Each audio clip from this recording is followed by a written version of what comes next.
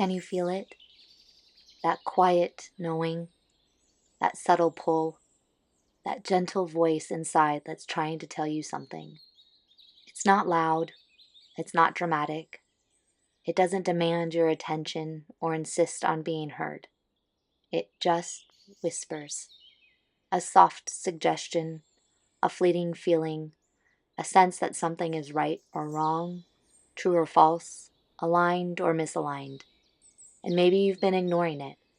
Maybe you've been talking yourself out of it, or you've been choosing logic over feeling, evidence over instinct, what makes sense over what feels true. Because it's easier that way. You can explain logic and defend reason. You can point to facts and data and evidence. But intuition is harder to trust. It's harder to explain. It's harder to justify. And when you can't explain why you know something, it's easy to convince yourself you don't know it at all. But here's what I want to remind you. Your intuition is real. That quiet knowing, it's valid. That gentle whisper, it's worth listening to. It's information, it's guidance, it's your inner wisdom trying to help you navigate. And when you ignore it, when you silence it, when you override it with logic and reason and what other people think you should do, you lose access to part of yourself that knows things your mind doesn't know, that sees things your eyes can't see, that understands things your thoughts can't explain. So let's talk about that quiet voice, that subtle guidance, that inner compass that's trying to point you in a direction. What's it been saying? What's it been suggesting? What's it been gently nudging you toward or away from? Maybe it's been telling you something's off, that a situation isn't right, that a person isn't safe, that a choice doesn't align. Or maybe it's telling you to take a chance, to try something new, to follow a path that doesn't make logical sense but feels somehow true. Maybe it's been telling you to slow down, to rest, to stop pushing, to honor what your body and heart need instead of what your mind thinks you should do. Whatever it's saying, it deserves your attention. What if you listened to it? What if you honored it? What if you created space for it to speak without immediately dismissing it? I know it's scary. I know you want proof. You want certainty. You want to know that following your intuition will lead somewhere good. But intuition doesn't work that way. It doesn't offer guarantees. It doesn't provide evidence.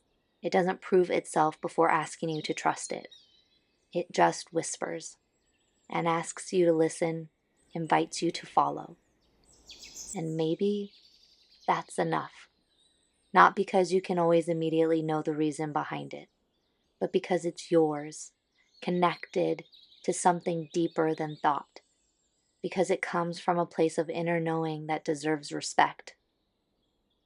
So how do you start trusting it? How do you begin listening when you've been ignoring it for so long? You start small. You notice it. You acknowledge it. You write it down.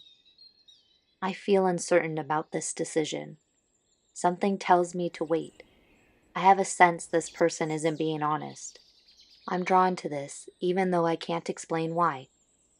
You don't have to act on it immediately. You don't have to override all logic and reason. You just have to stop pretending it's not there. And then you experiment.